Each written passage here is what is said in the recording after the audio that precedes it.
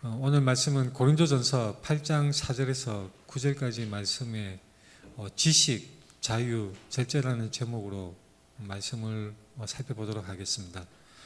4절에서 9절까지 교독하도록 하겠습니다. 그러므로 우상의 제물을 먹는 일에 대하여는 우리가 우상은 세상에 아무것도 아니며 또한 하나님은 한 분밖에 없는 줄 아노라.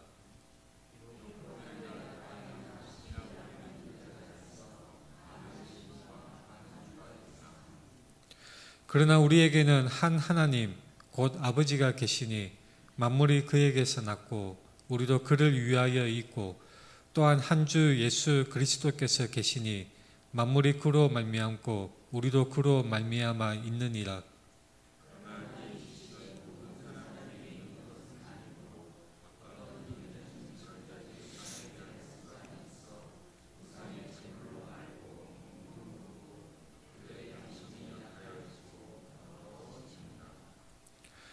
음식은 우리를 하나님 앞에 내세우지 못하나니 우리가 먹지 않는다고 해서 더 못 사는 것도 아니고 먹는다고 해서 더 잘 사는 것도 아니니라.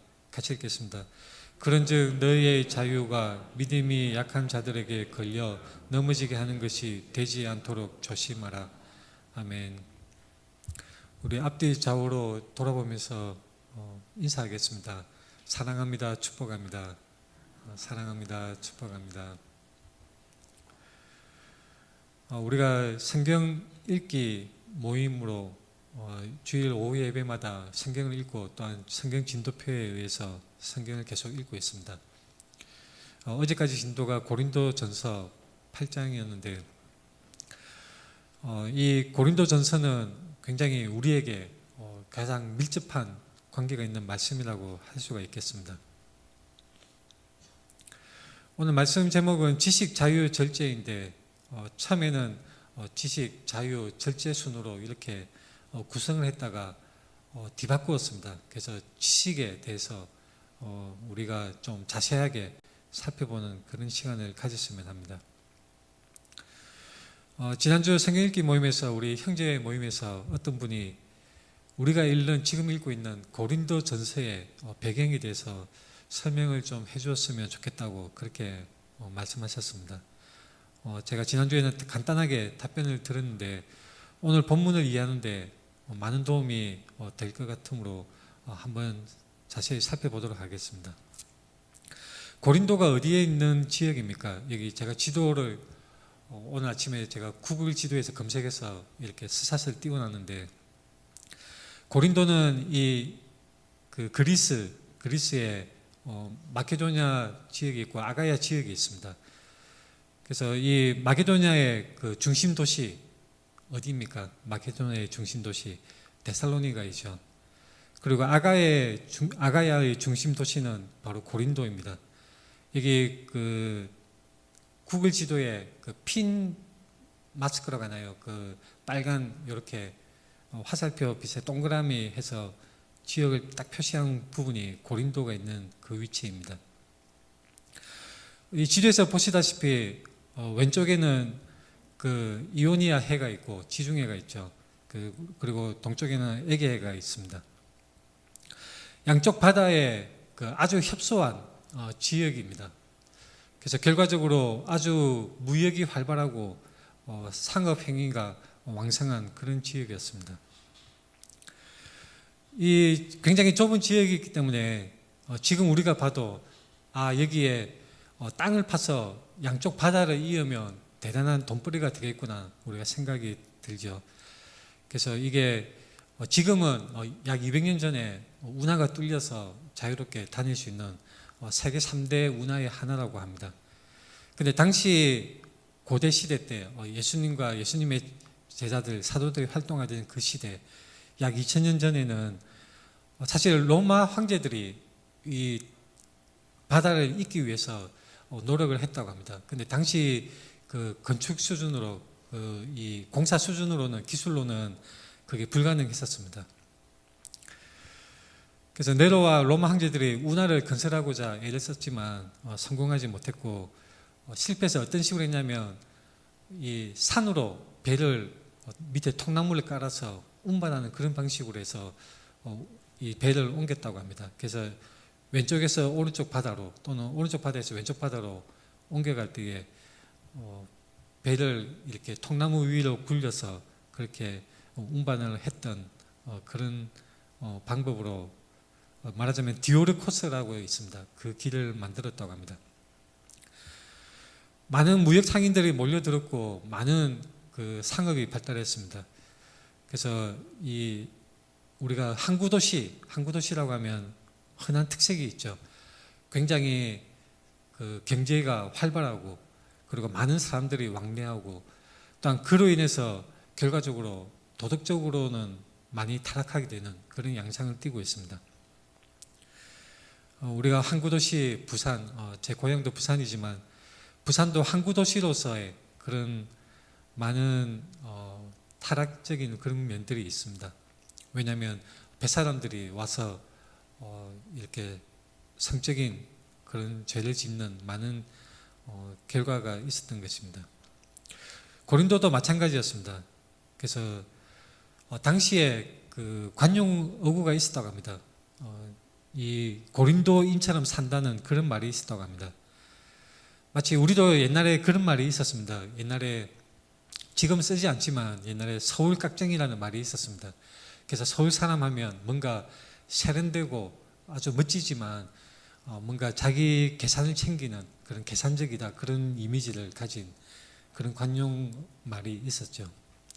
고린도인처럼 산다 이런 관용 말이 나타내는 것은 무엇이냐면 바로 고린도 사람들은 아주 성적으로 문란한 그런 사람들이었습니다.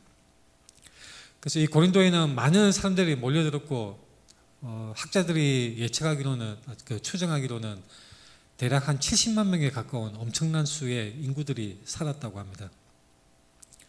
그래서 많은 극장과 시장들이 있었고 도박을 하는 카지노 그리고 사창가 이런 오락거리로 굉장히 가득한 그런 도시였습니다. 이 고린도는 아시아, 아프리카, 유럽의 여러 민족들이 모여들어서 살았던 그런 항구 도시였습니다. 그리고 성적으로 굉장히 문란했는데 그게 12개 이상의 신전들이 있었다고 합니다. 그래서 사랑의 여신 아프로디테부터 시작해서 많은 신들의 신전들이 있었고 그 신들에는 또 많은 수의 거의 뭐 수백 명, 수천 명에 달하는 그런 여사제가 있었습니다. 이 여사제가 무엇이냐면 우리식으로 말하자면 종교 창녀들입니다. 그래서 종교적인 행위를 하고 그 종교 행위의 일환으로 이 여사제와 동침하는 그런 문화가 있었습니다. 그래서 엄청나게 가득 찬 그런 어떤 성적으로 타락한 도시 또한 굉장히 부유하고 발달한 도시가 바로 고린도였습니다. 또한 관용어구가 있었는데 고린도인처럼 말한다는 관용어구가 있었다고 합니다. 무엇이냐면 당시에 당대 네노라는 철학자들이 많이 이 고린도에서 생활하고 또한 학문이 발달한 그러한 도시였다고 합니다. 그래서 고린도인처럼 말한다는 것은 굉장히 설득력 있고 화려하게 아주 수사적으로 아주 언변이 뛰어난 사람처럼 그렇게 얘기한다는 그런 관용어구가 있었다고 합니다. 많은 철학자들이 있었고 또한 그들을 중심으로 학파가 생성이 되었습니다. 결과적으로 고린도에 사는 사람들은 아주 자부심이 있었습니다. 어떤 자부심이냐면 특별히 우리는 지식적으로 굉장히 뛰어난 사람들이야. 우리는 잘 사는 사람들이야. 그런 자부심이 있었던 것입니다. 그래서 고린도 지역에 궤변론자들, 소피스트들이 많이 거주했었다고 합니다. 소피스트는 소피아라고 하는 말에서 나온 것인데 소피아가 그리스어에서 얘기하는 지혜입니다. 지혜. 그래서 처음에는 지혜를 추구하고 지혜를 이렇게 갈망하는 그런 사람들이 나중에는 어떻게 하면 상대방을 말로 화려하게 압도를 해서 나의 이익을 도모하고 나의 체면을 내세울 것인가 그런 데 치중한 사람들이었습니다. 이 고린도 지역에 있는 이 고린도 교회의 특징이 무엇이었냐면 많은 수의 노예 출신들이 있었습니다. 이 고린도 자체가 해방 노예들이 정착해서 세웠던 도시라고 합니다. 그래서 BC 44년까지 많은 수의 해방 노예들, 어떻게 해방이 되느냐면 주인이 굉장히 너그러워서 종을 사랑해서 내 노예를 자유를 주겠다 해서 자유를 주는 경우도 있었고, 또한 종이 재산을 차곡차곡 모아서 자신의 몸값을 지불함으로 인해서 자유를 사는 그런 경우도 있었습니다. 그래서 고린도의 많은 주민들이 노예 출신이었고, 이 노예 출신들이 많이 살았고, 또한 동시에 철학자들도 있었고, 그리고 유대인들도 많이 살았었습니다. 그래서 고린도 교회에는 노예 출신의 사람들, 그리고 유대인들, 그리고 이방인들, 여러 민족들이 같이 어울려서 아주 다양한 계층의 다양한 그런 경제력과 다양한 지식에 가진 사람들이 섞여 살았던 교회가 바로 고린도 교회였습니다. 굉장히 부유한 성도들도 있었습니다. 고린도 교회에는 아주 부유한 사람들이 있었는데, 이 성경에 보면 에라스도라는 사람이 나옵니다. 그런데 이 고린도 지역에서 유물이 발견됐는데 그 재무관 에라스도의 이름이 기록된 그 현판이 발견되기도 했습니다. 그래서 성경에 직접적으로 나오는 인물들이 그 이름이 발견이 되어서 많은 사람들이 굉장히 현실감을 느끼는 그런 계기가 됐었다고 합니다. 우리가 성경에만 나오는 사람들이 실제적으로 고고학적으로 발굴이 되고 이 사람들의 생활이 어땠을까 생각해 볼 때에 성경 속의 이야기뿐만 아니라 그것이 직접적으로 우리와 연관이 되는, 맞닿는 그런 연결점이 더 실감이 나게 되는 것입니다. 고린도 교회는 많은 계층이 살았고 상업이 발달하고 그럼으로 인해서 많은 문제점들이 있었습니다. 어떤 문제점들이냐면 제일 첫 번째로 꼽을 수 있는 것이 바로 성적인 타락, 도덕적으로 문란하고 아주 이 타락한 그런 사람들이 많이 있었습니다. 또 무엇보다 큰 문제는 고린도 교회에 이 분열되는 그런 양상이 있었습니다. 그래서 아볼로에 속한 사람이다, 나는 바울로부터 많은 영향을 받은 사람이다, 이런 식으로 파당을 나누어서 서로 싸우는 그런 경우가 많이 있었습니다. 또한 이기적인 면이 많이 있었습니다. 자기 자신 중심적으로 이 자신의 이익에 대해서 굉장히 예민한, 모든 것을 금전적으로 계산적으로 생각하는 그런 사람들이 고린도 교회의 사람들의 특징이었다고 할 수가 있겠습니다. 그래서 파벌로 서로 싸우고, 또 자기 중심적이고 자기의 체면을 우선시하고, 그리고 자기가 받은 은사, 초자연적인 은사, 예언이나 방언이나 이런 은사들에 대해서 나는 굉장히 특별한 사람이야, 나는 굉장히 중요한 사람이야, 이것을 내세우기에 급급했던 사람들이 바로 고린도 교회 사람들이었습니다. 자, 제가 여기까지 말씀드리면 딱 우리에게 마음 중심에 와닿는 것이 있죠. 아하, 고린도 교회가 현대 교회와 정말 유사하구나. 우리 현대 교회가 우리가 살아가고 있는 우리 이 시대의 교회들, 특히 한국 교회들에 나타나고 있는 여러 병폐들, 서로 파벌을 짓고 자기 중심적이고 서로 싸우고 은사를 내세우고 의시되고 체면을 중시하는 이런 모든 양상들이 고린도 교회와 굉장히 유사하다는 것입니다. 그래서 현대교회의 여러 가지 문제들을 우리가 잘 알고 있습니다. 많은 사람들이 교회를 걱정하고 교회에 대해서 많은 사람들이 비판을 하고 있습니다. 그 해법이 어디 있느냐? 우리는 더욱더 고린도전서, 고린도후서, 이 성경 고린도교회에 대한 이 교정서신에 대해서 우리가 깊숙이 묵상하고 그에 대해서 우리가 공부할 때에 현대교회를 향한 하나님의 해법, 그것을 발견할 수 있으리라고 믿습니다. 우리는 고린도전서를 깊숙이 묵상하고 그것에 겸손하게 엎드림으로 인해서 우리가 당면한 현대교회의 문제들에 대한 답을 찾을 수 있다고 생각합니다. 많은 문제들이 굉장히 흡사합니다. 현대교회가 겪고 있는 많은 문제들이 이 굉장히 오래전에 기록이 되었던 고린도전서에 고스란히 그 문제들이 나타나 있고 우리에게 직접적으로 연관이 되는 그런 말씀으로 우리가 받아들일 수가 있는 것입니다. 사도 바울은 사실 고린도 지역에 편지를 4개를 썼다고 많은 학자들이 추정하고 있습니다.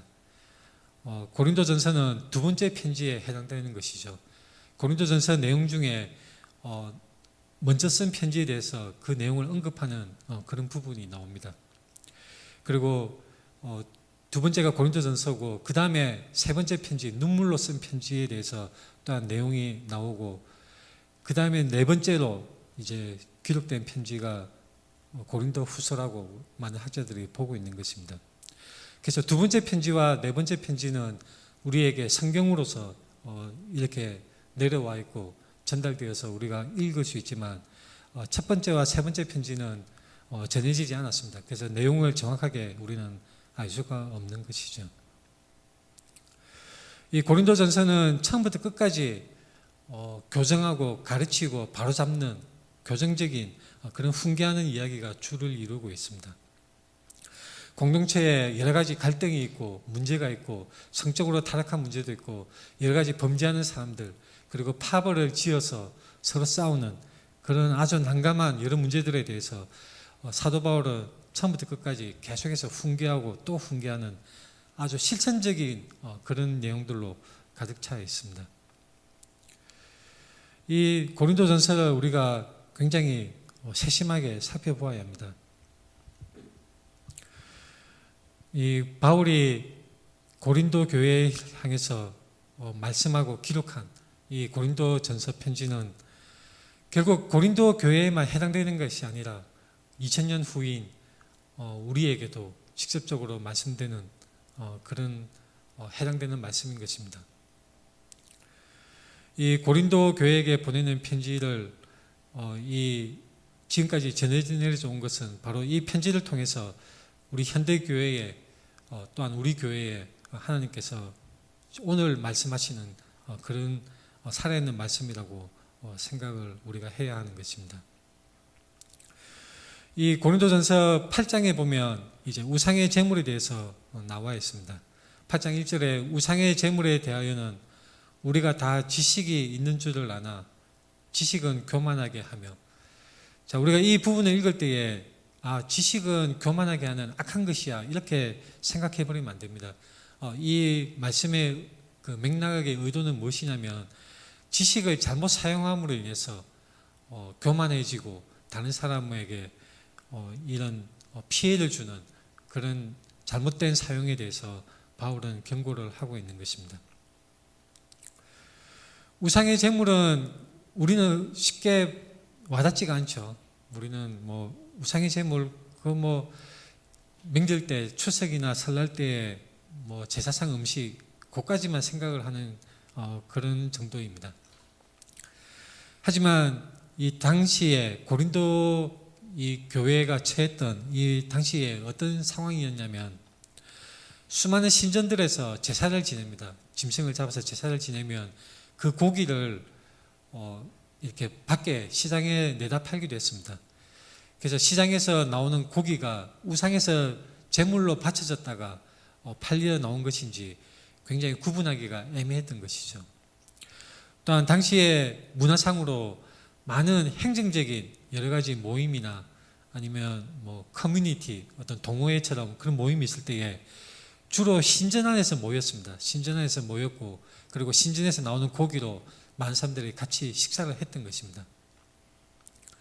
지금은 우리가 우상과 우리의 삶이 많이 거리가 있습니다. 그래서 거리가 있기 때문에 우리는 쉽게 우상의 제물에 대해서 쉽게 생각을 하지만 당시 고린도 교회 사람들이 겪었던 상황은 무엇이었냐면 어딜 가나 고기를 먹으려면 바로 우상의 제물이 아니냐, 여기에 굉장한 시험이 들고 갈등을 겪었던 것입니다.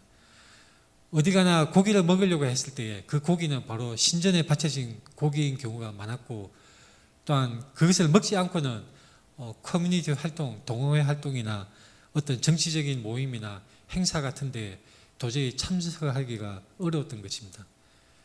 거기에 참석하게 되면 같이 고기를 먹어야 했고, 또한 그것이 당연하게 여겨지던 그런 시대적 문화가 있었습니다. 그런데 어떤 사람들은 그 고기에 대해서 나는 차라리 고기를 아예 먹지도 않고 채소만을 먹겠다.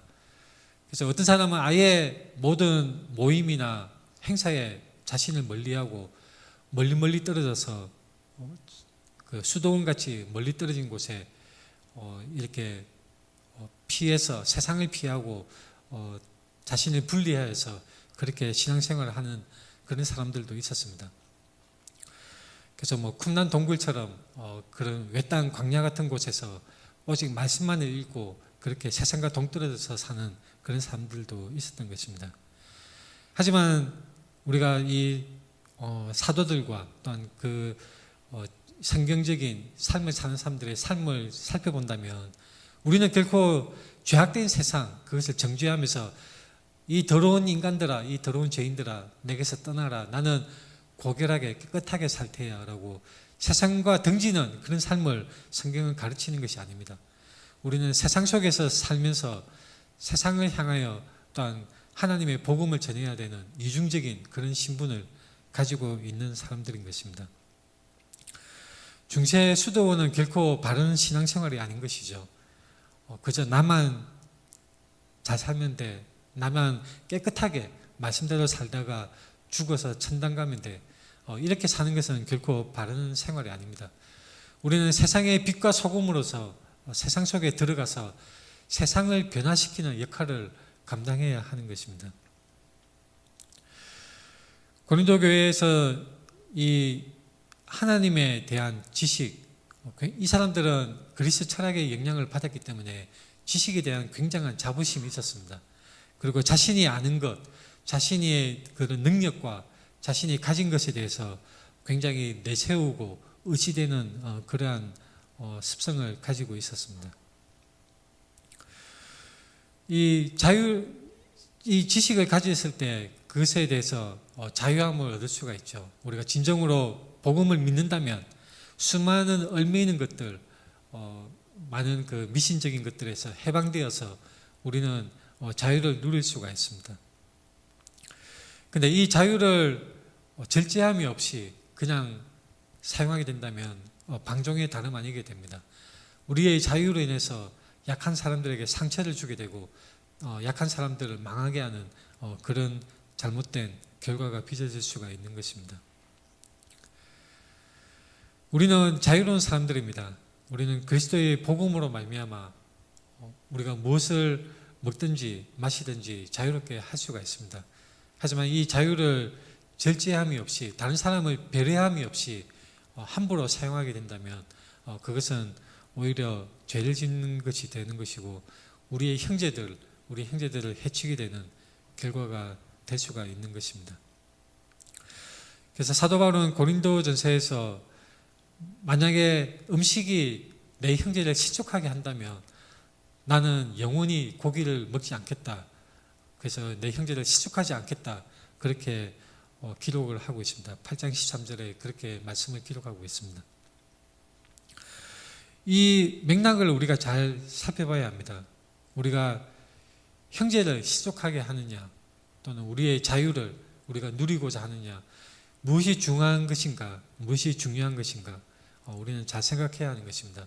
왜냐하면 그리스도께서 십자가를 지기까지 우리 형제들을 위해서 그리스도께서 희생하시고 사랑하셨는데 우리 그 형제를 사랑하지 않고 우리에게 주어진 자유를 마음대로 사용을 한다면 그것은 결코 하나님을 기쁘시게 드리는 그런 것이 되지 못하는 것입니다. 그래서 우리는 지식을 가지고 자유를 누릴 수 있지만 그것을 절제를 해야 하고 배려를 해야 하는 것입니다. 약한 사람들을 배려하고 우리 주위의 사람들을 배려하는 그런 배려의 마음을 가져야 합니다. 자, 오늘 설교 이 흐름을 제가 지식 자유 절제로 처음에 잡았었지만 이 지식에 대해서 한번 자세히 살펴보도록 하겠습니다. 이 지식은 하나님에 관한 지식입니다. 지식은 하나님에 관한 지식입니다.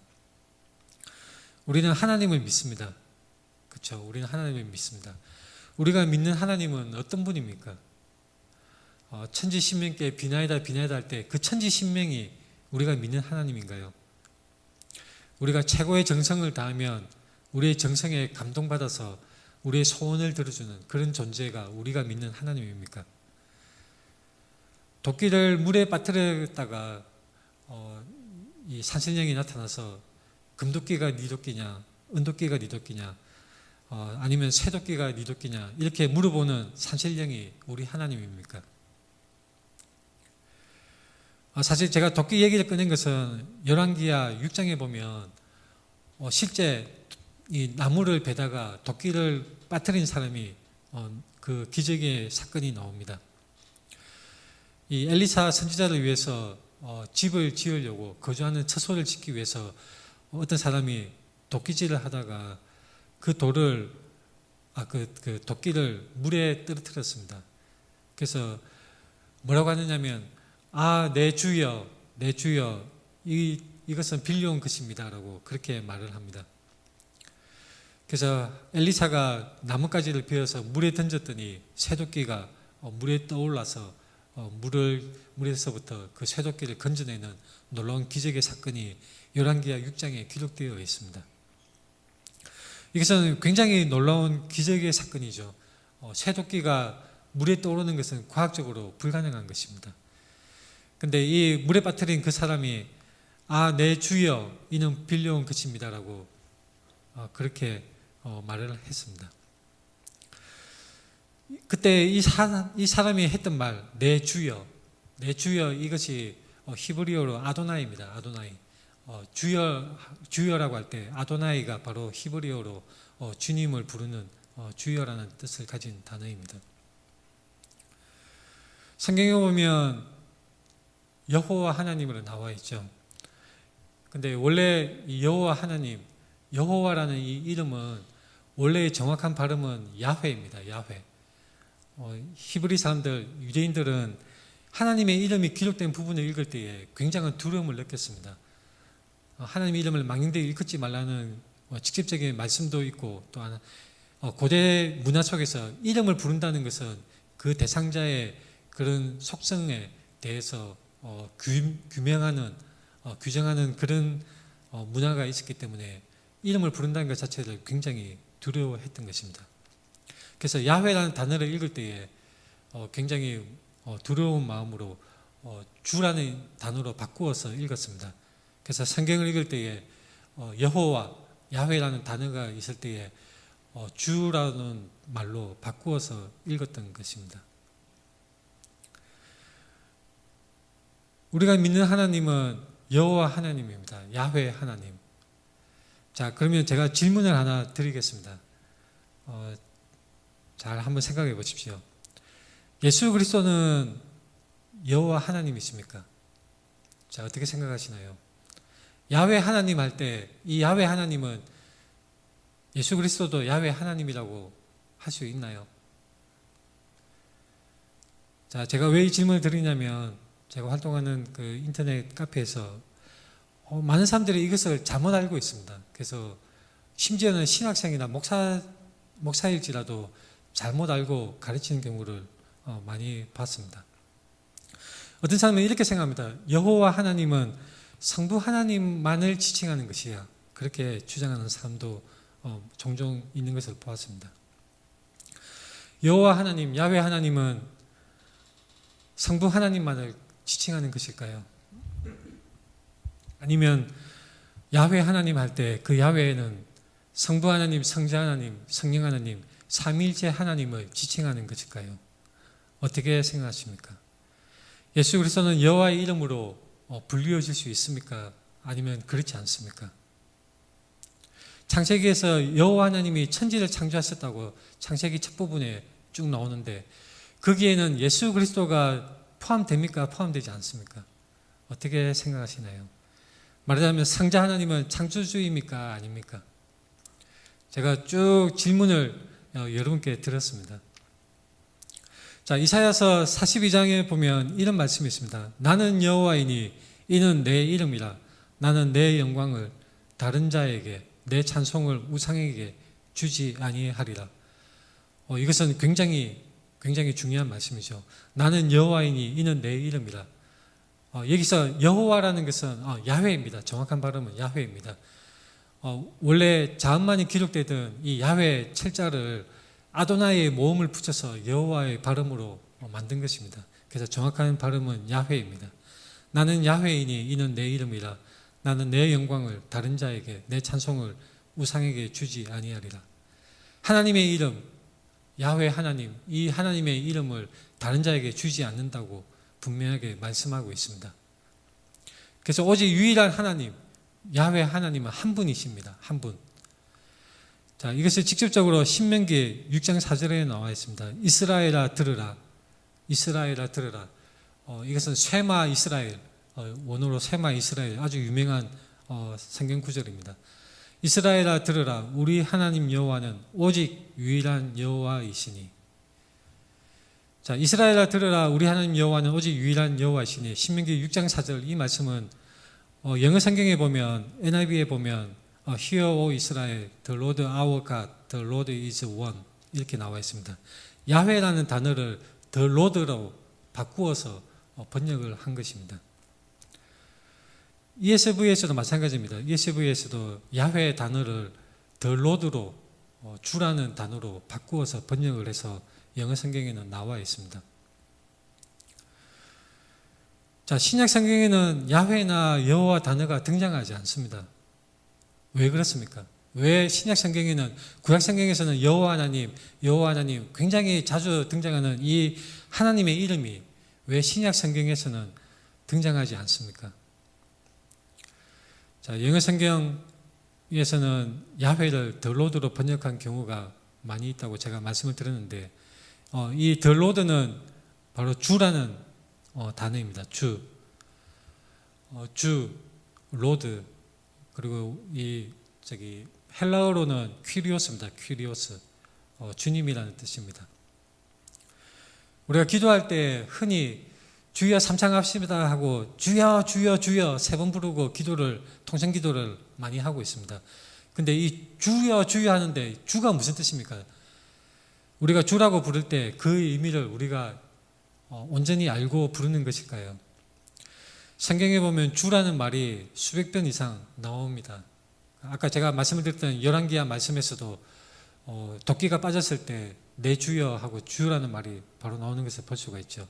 신약 성경에서는 퀴리오스, 주라는 단어가 나오는 것입니다. 이 퀴리오스, 이 주님이라는 이 단어가 영어로는 로드로 번역이 되어 있고 우리말로는 한자로 주라고 되어 있습니다. 주인 주자입니다. 한자로 표기할 때 주인 주자. 이 주라는 것은 말 그대로 주인이라는 뜻을 직접적으로 가지고 있는 것입니다. 그래서 예수님과 사도들이 활동하던 신약시대 그 당시에 퀴리오스라는 말도 마찬가지로 주인을 부를 때에 사용이 되기도 했습니다. 경제적으로나 사회적으로나 우월한 위치에 있는 사람을 호칭할 때에 퀴리오스라고 불렀던 것입니다. 주인이라고 부른 거 똑같습니다. 그 노예가 자기 주인을 향해서 퀴리오스라고 불렀습니다.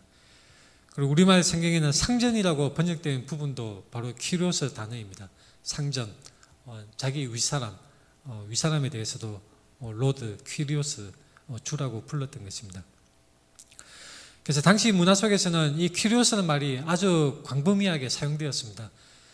우리가 지금 영어에서 sir하고 부르잖아요. 남자 올려주면서 존칭하면서 얘기할 때 남자에게는 sir, 여자에게는 ma'am 이렇게 부르는데 그 sir 할 때 그 존칭의 의미처럼 당시 고대 사회에서는 퀴리오스 하면 상대방을 높여주는 그런 의미로 사용되는 경우에 많이 사용이 되었습니다.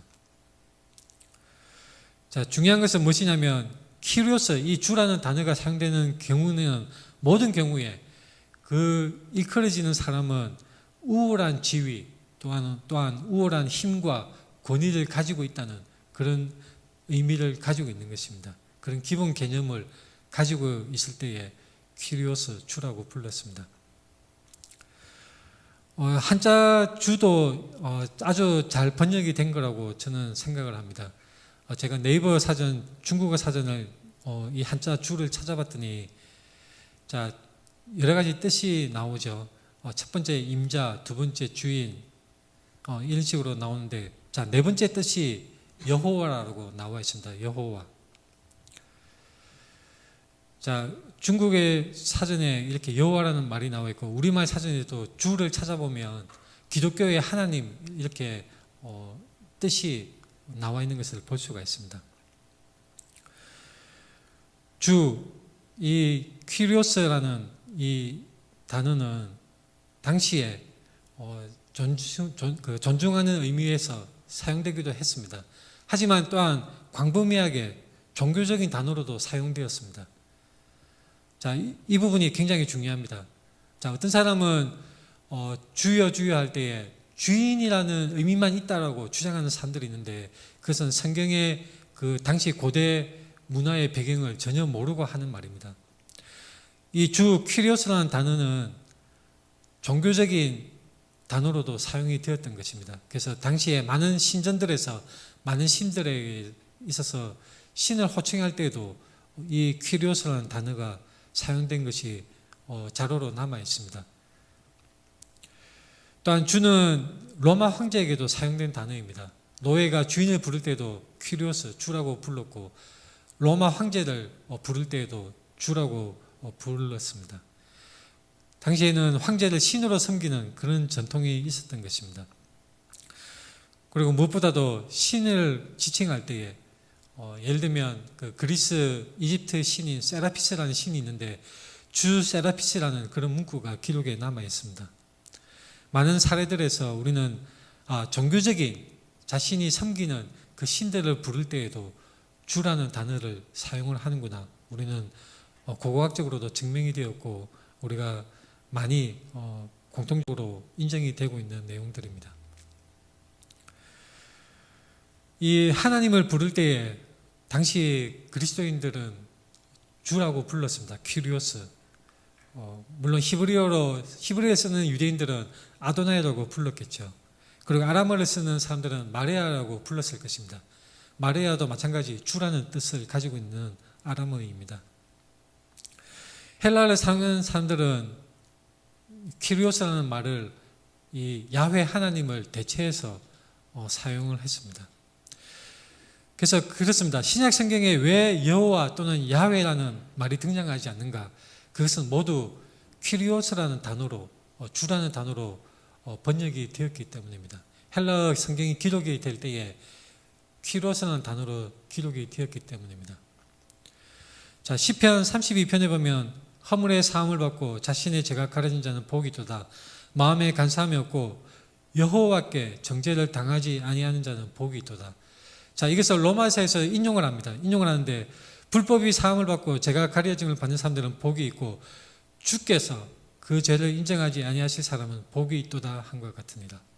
자, 시편에서 여호와 야훼로 나와 있는 이 단어를 사도 바울이 로마서에서 인용할 때에 구약 성경을 인용할 때에 야훼 단어 자체를 퀴리오스라는 단어로 번역을 해서 기록을 한 것입니다. 이사야서도 마찬가지입니다. 만군의 여호와께서 이사야 1장 9절에 만군의 여호와께서, 근데 로마서 9장 29절에 이 구절을 인용하면서 만군의 주께서, 여기도 마찬가지로 퀴리오스가 사용됩니다. 이사야서 53장에서도 여호와의 팔, 이것을 로마서 10장에서 언급하면서 주여라고 그렇게 번역을 했습니다. 이사야서 40장 13절에 누가 여호와의 영을 지도하였으며 그의 모사가 되어 그를 가르쳤으라. 로마서 11장 33절에서는 이 이사야서 말씀을 또한 인용해서 말씀하고 있습니다. 누가 주의 마음을 알았느냐, 누가 그의 모사가 되었느냐. 시편 117편에서도 너희 모든 나라들아 여호와를 찬양하며 너희 모든 백성들아 그를 찬송할지어다. 로마서 15장에서 인용할 때 모든 열방들아 주를 찬양하며 모든 백성들아 그를 찬송하라. 마찬가지 퀴리오스라는 단어로 표기가 되고 있습니다. 마찬가지입니다. 시편 94편에 여호와께서는 사람의 생각에 허무함을 아시느니라. 고린도전서에서는 주께서 지혜 있는 자들의 생각을 헛것으로 아신다 하시느니라. 요에서에서도 마찬가지입니다. 누구든지 여호와의 이름을 부르는 자는 구원을 얻으리니. 로마서 10장 13절에서는 이 요에서 말씀을 인용하면서 바로 그 여호와 단어를 퀴리오스로 표기를 한 것을 볼 수 있습니다. 누구든지 주의 이름을 부르는 자는 구원을 받으리라. 예레미야서도 마찬가지입니다. 나를 아는 것과 나 여호와는 사랑과 정의와 공의를, 고린도전서에서는 기록된 바 자랑한 자는 주 안에서 자랑하라 함과 같게 하라 합니다. 시편 24편에서 여호와의 것이로다, 고린도전서 10장에서는 이것을 인용하면서 주의 것입니다, 이렇게 말씀하고 있습니다. 자, 주라고 할 때에 이 퀴리오스 단어로 번역이 되고 표기가 되었는데, 이것은 결국 구약에서 말씀하는 여호와 야훼 하나님을 번역할 때에, 헬라어로 표기할 때에 주라고 퀴리오스라는 단어를 사용해서 기록이 된 것을 우리가 분명하게 알 수가 있습니다. 자, 제가 이것을 왜 자꾸 강조하고 이 구절들을 계속 나열을 하느냐면, 예수 그리스도의 신성을 부정하는 이단들이 있습니다. 아리우스 계열의 이단들, 대표적으로 여호와의 증인들이죠. 이 사람들이 주라는 단어가 주인이라는 뜻만 가지고 있다는 식으로 그렇게 주장을 하는 것입니다. 그래서 우리는 분명하게 알아야 됩니다. 이 주, 키리오스라는 단어는 바로 하나님을 지칭하는 단어로 많이 사용이 되고 있다는 것을 분명하게 알아야 하는 것입니다. 이사야서 45장 23절에 내가 나를 두고 맹세하기를 내 입에서 공의로운 말이 나갔은즉 돌아오지 아니하나니 내게 모든 무릎이 꿇겠고 모든 혀가 맹세하리라 하였노라. 자, 이 이사야서 45장 23절 말씀의 배경으로 인해서 빌립보서 2장 10절과 11절에 너무나 중요한 말씀이 있습니다. 예수 그리스도에 대한 그 신성을 아주 명백하게 밝히는 말씀입니다. 하늘에 있는 자들과 땅에 있는 자들과 땅 아래에 있는 자들로 모든 무릎을 예수의 이름에 꿇게 하시고 모든 입으로 예수 그리스도를 주라 시인하여 하나님 아버지께 영광을 돌리게 하셨느니라. 이 빌립보서 2장 5절부터 보면 너희 안에 이 마음을 품으라 곧 그리스도 예수의 마음이니 그는 근본 하나님의 본체시나 하나님과 동등됨을 취할 것으로 여기지 아니하시고 오히려 자기를 비워 종의 형체를 가지사 사람들과 같이 되셨고 사람의 모양으로 나타나사 자기를 낮추시고 죽기까지 복종하셨으니 곧 십자가에 죽으심이라. 빌립보서 2장 9절에 이름으로 하나님이 그를 지극히 높여 모든 이름 위에 뛰어난 이름을 주사, 모든 이름 위에 뛰어난 이름, 모든 이름 위에 뛰어난 이름을 하나님이 예수 그리스도에게 주셨다는 것입니다. 그들을 위해서 바로 제가 이 노란색으로 표시한 이 10절과 12절 말씀입니다. 아까 앞에서 읽었던 이사야서 42장 8절에 나는 여호와이니 이는 내 이름이라 나는 내 영광을 다른 자에게 내 찬송을 우상에게 주지 아니하리라. 자, 지금까지 우리가 말씀을 쭉 성경 구절을 제가 제시를 하면서 살펴봤는데, 자, 결론은 이것입니다. 고린도전서 8장 6절 너무나 중요한 말씀입니다. 오늘 본문 말씀에 아주 중요한 말씀인데 천천히 제가 읽어보겠습니다. 그러나 우리에게는 한 하나님 곧 아버지가 계시니 만물이 그에게서 났고 우리도 그를 위하여 있고 또한 한 주 예수 그리스도께서 계시니 만물이 그로 말미암고 우리도 그로 말미암아 있느니라. 정말 이것은 절묘한 표현입니다. 이 한 구절에 삼위일체 신학의 그 정수가 들어있고 정말 예수 그리스도가 하나님이시라는 것, 그것이 분명하게 나타나 있는 것입니다.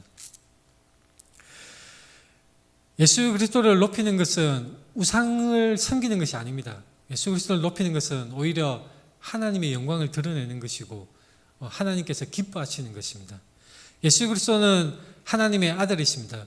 그리고 예수 그리스도는 우리의 주님이십니다.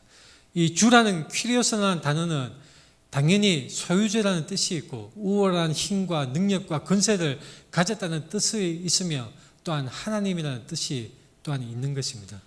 그래서 우리가 주여 주여 주여 삼창하고 기도를 할 때에 이것은 단순히 주인을 부르는 것이 아니라 바로 나의 하나님, 나의 모든 것이 되신 우리 하나님, 그 하나님을 부르는 그런 의미가 있는 것입니다. 예수 그리스도를 의지하는 것이 하나님이 우리에게 요구하시는 것입니다.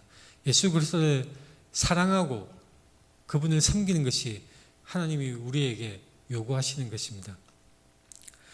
결론은 이것입니다. 야훼 하나님은 성경에서 때로는 성부 하나님만을 지칭할 때도 있지만 야훼 하나님 그 이름 자체는 바로 삼위일체 하나님, 성부 하나님, 성자 하나님, 성령 하나님, 이 삼위일체 하나님을 지칭하는 하나님의 이름입니다. 그 영광을 하나님이 예수 그리스도에게 주셨고 예수 그리스도는 우리의 주님이시고 우리의 하나님이십니다. 도마의 고백처럼 나의 주요 나의 하나님이십니다. 예수 그리스도는 우리의 주, 우리의 하나님이신 것입니다. 오늘 본문 말씀에서 이 지식, 바로 하나님에 관한 지식, 바로 주가 누구이고 우리가 하나님을 섬겨야 된다는 이 간단한 지식, 이것은 사실 모든 그리스도인의 기초적인 지식입니다. 모든 신앙인이 가져야 되는, 모든 그리스도인이 반드시 가져야만 하는 지식입니다. 이 지식을 우리가 가질 때에 우리는 자유함을 얻지만 그러나 그 자유함을 결코 방종되게 사용하지 말라는 것이 오늘 본문의 말씀인 것입니다. 우리는 예수 그리스도를 높이고 예수 그리스도에 연합해야 합니다. 자, 고린도전서의 결론이 무엇인지 아십니까? 고린도전서의 가장 중심 주제는 끝에 나와 있습니다. 고린도전서 끝부분에 보면 어떤 구절이 있냐면 예수 그리스도를 주를 사랑하라는 말씀이 있습니다. 사랑하지 않는 자는 저주를 받은 것이라고 그렇게 아주 엄중하게 말씀을 하고 있습니다. 바로 하나님을 사랑하라, 예수 그리스도를 사랑하라는 것이 고린도전서의 가장 핵심적인 주제라고 할 수가 있습니다. 우리는 어떻게 살아가야 합니까? 실천적인 교훈을 고린도전서에서 얻을 수 있습니다. 우리가 어떻게 살아야 하고 우리가 형제들을, 우리의 이웃들을 어떻게 사랑하고 어떻게 보살피고 배려해야 될지 우리는 그 실천적인 교훈을 고린도전서에서 특별히 많이 얻을 수가 있습니다. 자, 무엇보다도 이 고린도전서 8장 6절 말씀처럼 바로 우리의 모든 것, 우리의 소유주, 우리의 주님, 우리의 주인 되시고 우리의 하나님 되시는 예수 그리스도, 만물이 그로 말미암고 우리도 그로 말미암아 있느니라는 이 말씀을 분명하게 우리는 확신해야 하는 것입니다. 같이 기도드리겠습니다.